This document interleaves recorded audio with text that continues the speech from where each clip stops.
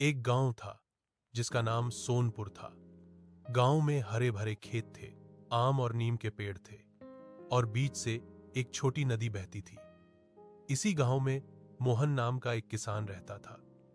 वह बहुत मेहनती था। उसके पास 2 बीघा खेत और एक छोटा सा कच्चा घर था। मोहन की पत्नी सीता बहुत समझदार थी।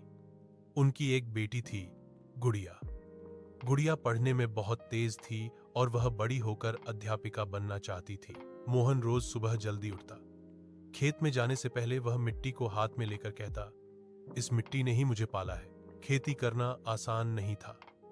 कभी बारिश कम होती, कभी ज्यादा। कई बार फसल अच्छी होती, पर दाम कम मिलते। फिर भी मोहन ने कभी हिम्मत नहीं हारी। एक साल गांव में बारिश नहीं हुई।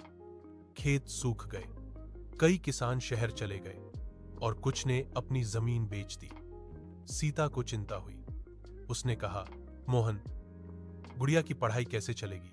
मोहन बोला, जब तक मेहनत करेंगे सब ठीक होगा। उसी समय गांव में आदित्य नाम का एक पढ़ा लिखा युवक आया। उसने कहा कि अगर गांव वाले मिलकर तालाब बनाएं तो बारिश का पानी जमा होगा। लोग उसकी बात पर हंसने लगे, लेकिन मोहन ने विश्वास किया। मोहन ने खुद फावड़ा उठाया और तालाब खोदना शुरू किया।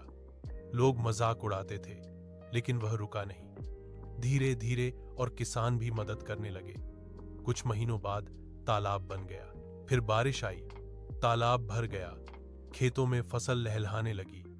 गांव खुशहाल हो गया। अगले साल एक कंपनी गांव की जमीन खरीदने आई, लेकिन मोहन ने मना कर दिया। उसने कहा, जमीन हमारी मां जैसी है। बाद में सबको समझ आया कि मोहन सही था। गुड़िया पढ़ लिखकर अध्यापिका बनी और गांव के बच्चों को पढ़ाने लगी।